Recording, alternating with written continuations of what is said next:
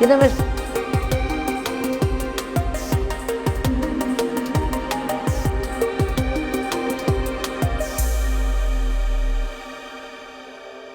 Enrique Sale, buenas tardes. Los niños del Sant Daniel han hecho hoy... Buenas tardes, que no te deja ver ni que conteste.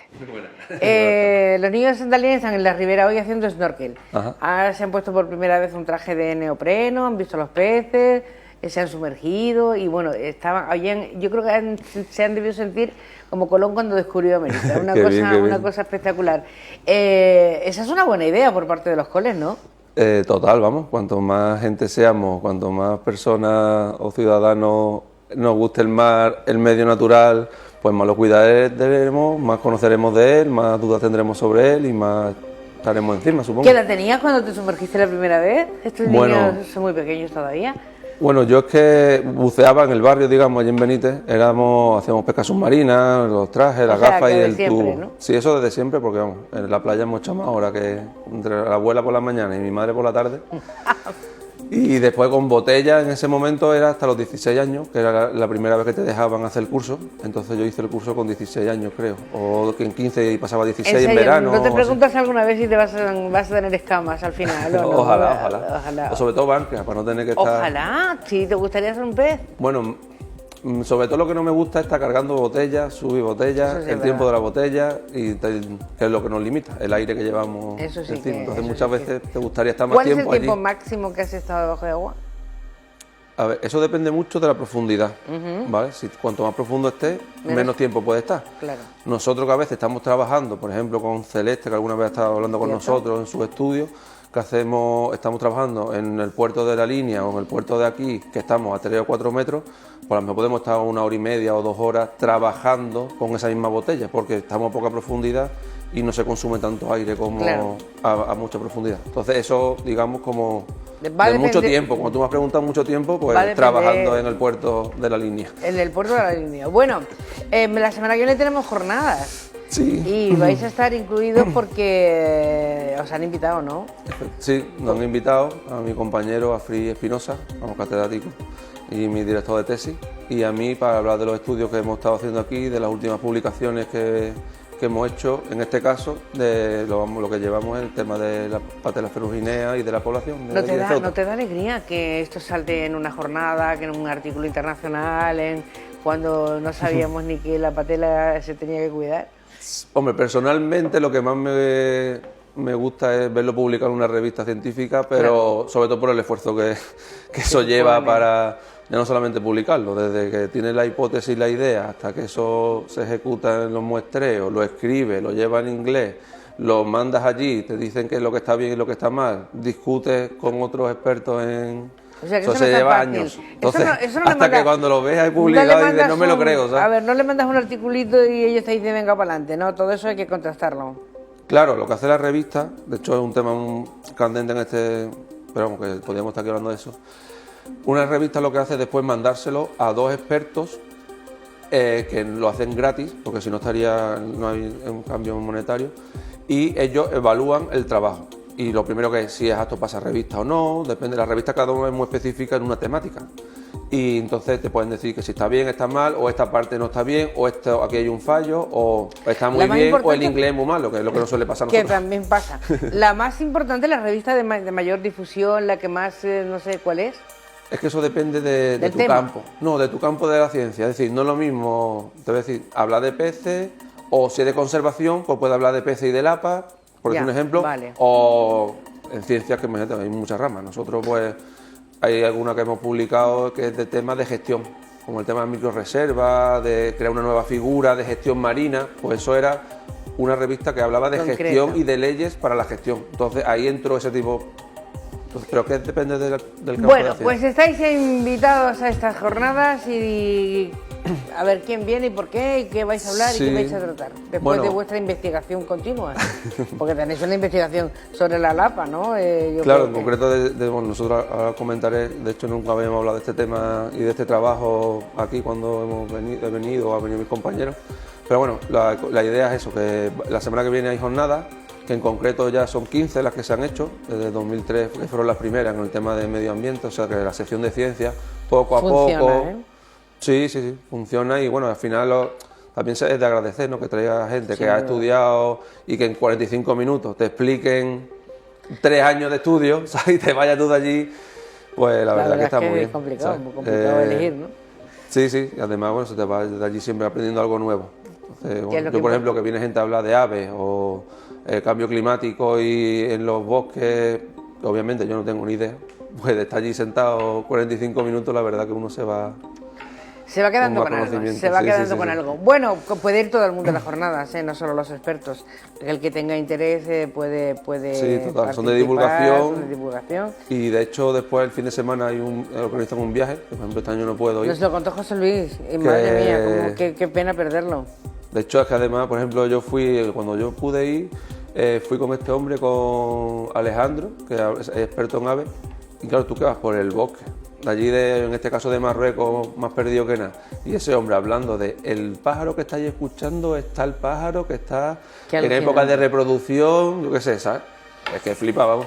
Bueno, vamos a empezar. Bueno, pues nada, simplemente era eso, comentar de la jornada, el horario. Porque José Luis el decano estuvo el otro día aquí contándonoslo. Vamos a lo que vamos. Venga, vale, entonces repasando la charla que íbamos a hacer mi compañero y yo, Free, pues vi que no habíamos hablado aquí de uno de los estudios que publicamos en el 2018 y es de lo que íbamos a hablar esta semana. Entonces digo, bueno, pues aprovecho y ya lo traigo y ya lo subimos a YouTube y lo tenemos allí en la lista. 15 años de seguimiento de la población de la patela ferruginia, no me sale, sí, vale. En Ceuta, venga, el poder de la monotilización, caray, qué difícil lo has puesto todo hoy. Bueno, que hay que concentrar mucha información en pocas líneas. Pero bueno, la idea es que gracias a la tesis de nuestra compañera Gina, que la hizo íntegramente aquí en Ceuta, con esta especie y con otro tipo de lapa, con la címbula nigra, otra especie de lapa. Bueno, esto que es latín para que todo el mundo la entienda. Sí, tú se lo explica a uno de Noruega y sabe de qué está hablando. Bueno, es verdad que nunca hemos preguntado por qué se les ponen en latín, para que todo Cristo entienda. Claro, aquí después todo. cada uno le ponemos el nombre que queramos, la lapa de estrella o la lapa grande o lo que tú quieras, pero en latín es por eso. Y gracias a esa tesis doctoral que mi compañera hizo aquí en Ceuta, se empezó a hacer un seguimiento temporal de la población, una temporada. Con proyectos del laboratorio se siguió haciendo y después, gracias al convenio que tenemos con la Consejería de Medio Ambiente a través de Ovimasa, en el 2017, como veremos ahora, pues ampliamos las estaciones y además nos aseguramos que todos los años podemos ir. Entonces ya llevamos, que no hay muchos estudios, mucha oportunidad de tener 15 años de datos. De hecho, este año ha sido el año 16, que lo hicimos los muestreos en febrero y bueno, ya traigo un poco los resultados de... Pues vamos a verlos, ¿vale? Venga. Fíjate qué tamaño. Bueno, vamos a ver, qué siguiente diapo, a ver cómo ha ido ese estudio. Vale. ¿Estas son las zonas donde están o no? Venga, eso. Sí, estamos viendo Ceuta, las zonas verdes es lo que alguna vez hemos comentado, que en Ceuta hay 2 espacios protegidos, Red Natura 2000, y mi compañera Gina, en las zonas azules, para su tesis, en el 2007 empezó a hacer seguimiento.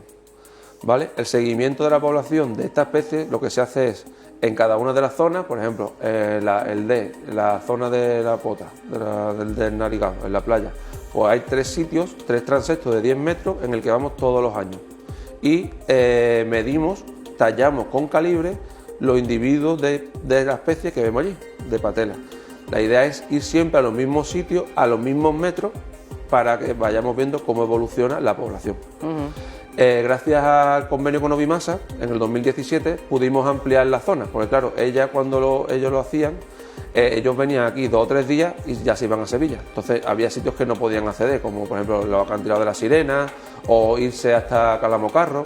Entonces ya con Ovimasa y los técnicos de Ovimasa decidimos puntos nuevos que serían de interés para el tema de la gestión. ¿Vale? Bueno, pues entonces, bueno, al final estas son las estaciones que tenemos repartidas. Son muchas, ¿eh? Sí. Claro, es que después hay que sacar conclusiones de claro, es complicado. No puedes fiarte. Es un esfuerzo importante. Al final ya nos pegamos ya con esto una semana o 10 días íntegros para coger los datos, pero bueno, merece la pena. Ahí está, merece la pena. Vamos a la siguiente. Esto, además de temas científicos, interés científico, hay una legislación para todas las especies en general, pero después cada especie protegida con el nivel crítico, en este caso como la patela ferruginea o el lince ibérico o el urogallo, ciertas especies, se hace un comité de expertos en el que se pone un protocolo de actuación que al final es como una legislación. Entonces, en concreto, ese protocolo habla de la necesidad de hacer un seguimiento de la población e incluso cada cierto tiempo hacer un censo exhaustivo de la población para ver cómo evoluciona, dónde se podría mejorar o cómo no se puede mejorar. O sea que además estamos cumpliendo, digamos, con la legislación vigente en temas de la especie. Eso también es importante, ¿no? Eso también a la hora de tenernos en cuenta o no. Efectivamente, es lo que necesita en este caso Ovimasa para sus informes que tiene que mandar al Ministerio. Bueno, pasamos a la siguiente legislación también, estamos ahí en ello. ¿Y esto qué quiere decir? Nada, aquí simplemente lo que quería enseñar es que necesitamos el tema del calibre, de ver el tamaño de la longitud de la concha, porque estamos haciendo un estudio de dinámica de población, en este caso de esta especie, de cómo evoluciona temporalmente la población. Entonces nosotros lo que obtenemos son datos de densidad, cuánto individuo hay por metro, y de la talla, de qué tamaño tiene, qué media hay, por qué es importante la talla o el esfuerzo de ponerte con un calibre a medirlo, porque en la siguiente diapositiva veremos cómo vamos catalogando las distintas tallas, ¿vale? A la izquierda vemos que hay de 0 a 1, de 1 a 2 centímetros, de 2 a 3 centímetros, esos son clases de talla. Y en función de lo que tú tengas, pues sabes que los primeros centímetros son individuos, los primeros del año pasado, que han sobrevivido un año, ya te está dando información. Los segundos de la talla de 1 a 2 centímetros, sabes que son individuos que aún no son maduros, pero que el año que viene, en principio, serán maduros. Y en este caso, la reproducción, los individuos que ya son reproductores, empiezan más o menos a partir de 3 centímetros. Entonces, con esa información... Hasta 3 centímetros no sé, reproductor. Son adolescentes. Vale. Entonces tú ya vas sacando con esos datos, esos parámetros biológicos, información y sacando conclusiones de cómo está el estado de la población, cómo ha evolucionado, y por eso el esfuerzo del calibre y es necesario. Vale. Aquí, por ejemplo, como cosa curiosa, es necesario también, porque esta especie, la lapa, es hermafrodita. Al principio es macho y después pasa a hembra. Entonces, normalmente, cuando la gente cuando cogemos o mueren individuos, cogemos los grandes. Si tú vas, por ejemplo... cogemos los que ya están dispuestos a reproducir. Para hacerte joya ornamental, pues vas a coger a lo mejor los individuos más grandes. ¿Qué pasa? Que está afectando a la población de hembras. Pero que eso está prohibido, que no se pueden coger, ¿no? Bueno, efectivamente, no se puede coger nada, pero por eso estamos viendo, y en otros estudios, por ejemplo, vimos la importancia de la talla y por eso el tema del calibre. Por ejemplo, en esta gráfica, mis compañeros vieron cómo en zonas de hecho, este artículo es de aquí de Ceuta, en la zona de la Guardia Civil, cuando estaba ante la torre, había una población que estaba segada a la derecha y había individuos grandes, de 10 centímetros, de 11 centímetros, pero después te ibas a otras escolleras que estaban acceso, por ejemplo, a lo mejor el foso, no me pone escollera comercial, no sé si este sería del dique de Levante o alguno, y ves que no hay individuos grandes, porque hay mucho acceso de la gente. Claro. Entonces empiezas a ver distinta distribución estructural de las poblaciones en función, y eso es gracias al tema de las tallas. Vale, vamos a la siguiente, 8 centímetros, 6 centímetros, sí, eso además, 11 centímetros ya estamos reproduciendo. Sí, lo que hemos encontrado así más grande en Ceuta y es lo que tenemos en la bibliografía es una de 11,4. Y de hecho las hembras de 8 centímetros, obviamente como son más grandes, producen más números de ovocitos que una más pequeña. ¿Se quedan en el lugar donde las tienen o esas se expanden? No, la reproducción es externa, entonces cuando es la temporada, tanto el macho por un lado como la hembra expulsan los gametos al agua, se encuentran, y que es también la dificultad de estas especies, porque tienen que encontrarse, crearse una larva, que bueno, eso ya mi compañero Free lo va a explicar. No siempre. Bueno, ¿qué pasa aquí? Este es el foso. Vale, esta por ejemplo es la escollera del foso y estos son los resultados que nosotros vamos obteniendo año tras año. ¿Vale? Entonces, por ejemplo, vemos como una escollera del foso, que es la que está en la playa del Chorrillo, nada más salir del foso, que enfrente está el Caballa. Pues esa escollera, que tiene mucho acceso, es pequeña, y mucho acceso, pues vemos cómo la población fluctúa mucho, hay años que va mucho mejor, otros años que va peor, no es constante. Y también vemos que hay densidades, por ejemplo, como en lo que he marcado en el eje de la derecha, el número de individuos por metro pues puede ser de 8, 12, ¿vale? ¿Y eso es una buena cifra? para Ceuta, por ejemplo, puede ser poco, en otros sitios de su distribución hay menos incluso, ¿sabes? Ah, vale, vale. Porque aquí lo que estamos viendo es que la población de Ceuta está bien, es muy grande e incluso, como veremos después, tenemos la hipótesis de que exporta larvas a otros sitios. Seguimos. ¿Vale? Entonces ahora vemos, por ejemplo, he traído como ejemplo la siguiente diapositiva, que está, por ejemplo, del parque marítimo, ¿vale? Tenemos 140. En el parque marítimo, por ejemplo, como es una zona que está vallada, aunque de vez en cuando, esporádicamente, se vea que alguien lo coge, pero es una zona vallada, está protegida no se puede acceder a ella. Por la misma gente del parque marítimo, tanto por la torre de control, que también allí hay gente 24 horas, total que si pasa algo avisan. Pues hemos visto que esa población es muchísimo más grande. Bueno, fíjate. De hecho, entonces ahí estamos ya empezando a ver que el efecto 140. De la gente... Es el que impide... Es que impide mucho la densidad. Entonces, de hecho, está multiplicado por 10 la densidad comparada. Bueno, y es una de hecho, de 14 a 140. Es el mismo tipo de estructura, el suelo es el mismo, el puerto está más sucio incluso pero la frecuencia humana es diferente. De hecho, por eso nosotros propusimos la creación de las microreservas marinas artificiales, que alguna vez hemos hablado de ello, como una nueva figura, que en una situación desesperada, como está la especie, pues podría servir y temporalmente ayudar a la... Que esta lapa, lo hemos dicho muchas veces y lo decíamos el otro día como José Luis, tiene el mismo nivel que el lince ibérico, o sea, están en la misma, considerados con el mismo grado de importancia. Sí. Bueno, vamos a la siguiente, o sea que hay que preservarlas, hay que conservarlas como sea. Vamos a la siguiente que tenemos aquí. Y bueno, esto es lo que publicamos en la revista que mencionaba antes. Bueno, son los datos generales, entonces vemos como general, en términos generales, de todas las estaciones que hemos visto en el mapa, que al final lo que más te da más datos, ¿sabes? No solamente una en concreto, sino con las 7. Bueno, tampoco está mal la media, ¿no? Se incluye a todas. Por eso proponemos y creemos que lanzamos la hipótesis de que Ceuta es una población fuente de individuos para otras zonas, porque también empezamos a ver que hay correlación entre las poblaciones que aumentan en la zona de Algeciras, Cádiz y ya hacia Málaga, como va creciendo la de Ceuta. Entonces, esa es nuestra hipótesis.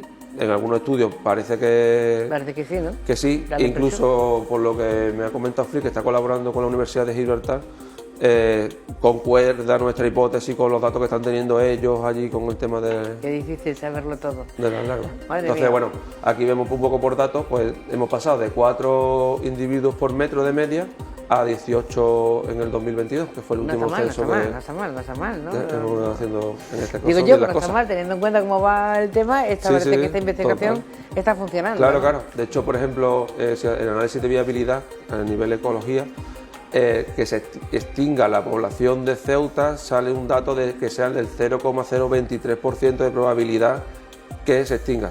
¿Por qué? Porque hay estuvo a punto de, ¿eh? Y estuvo a punto de 4 individuos metros.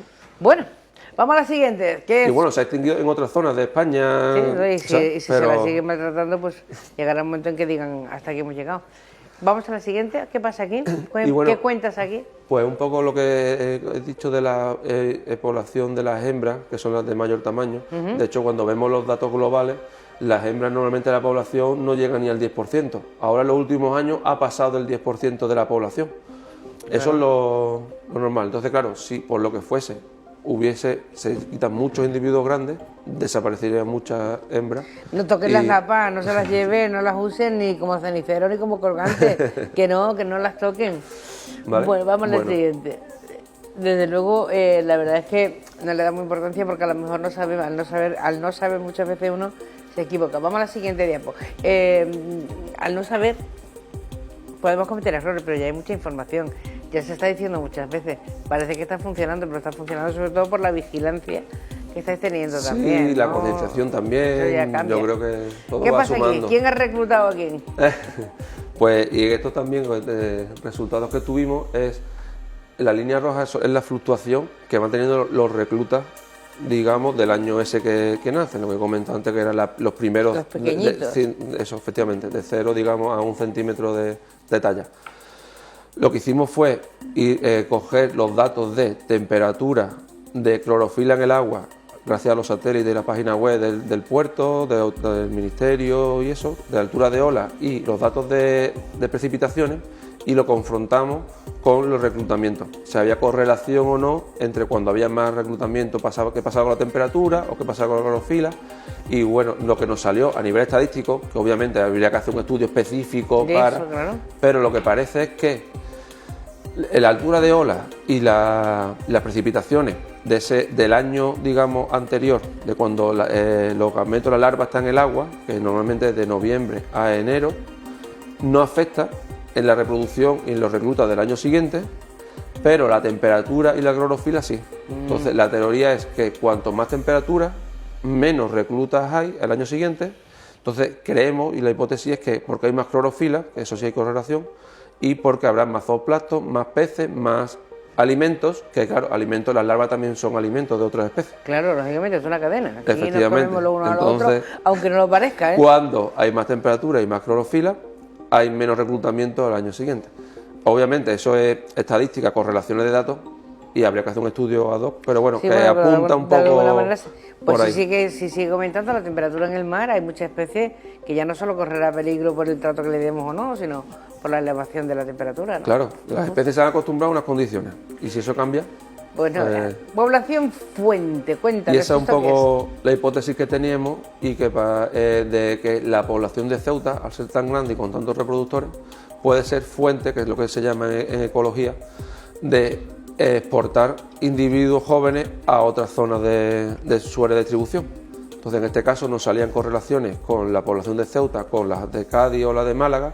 Entonces propusimos esa hipótesis de que esta población era importante, porque incluso a nivel de ecología, normalmente las poblaciones no exportan, se mantienen ellas, pero en este caso de Ceuta incluso que hay tantas que exportan, lo cual creemos y opinamos que es una de las poblaciones más importantes para la especie y en la que habría que ponerle más atención. Habría que ponerle toda la atención. Bueno, pues ¿quieren saber más de todo esto? La cita en las jornadas de Medio Natural del Instituto de Estudios Ceutíes, que será la semana que viene. Hemos quedado incluso con el decano de Ciencias, pues por poder traer a algunos de los invitados. Así que como ya os vais a ver que estáis en el mismo instituto, pues ya nos iréis contando. Quique, muchas gracias. Sí, ¿te sumerges cuándo? ¿O ya la semana que viene. Sí. La semana que viene. El viernes a Álvaro, mi compañero de Cádiz, y el domingo, y ya la semana que viene. ¿Y qué vais a mirar el viernes? ¿Qué os toca mirar? No sé, ¿os sumerge para qué? Tenemos 2 estudios abiertos de buceo, el impacto que ha tenido el alga invasora en la comunidad biológica. Esa me gusta, que le tengo una manía. Ponerle número, porque tenemos los datos delante y ahora vamos a ver cómo está la comunidad ahora, o sea que vamos a repetir el mismo muestreo que hicimos en el 2014 y cambiarán datos. Y a ver qué ha cambiado en 10 años. Se cambiarán datos, espero que se hayan muerto todas. Bueno, pero no lo sé. Pero bueno, que muchas gracias.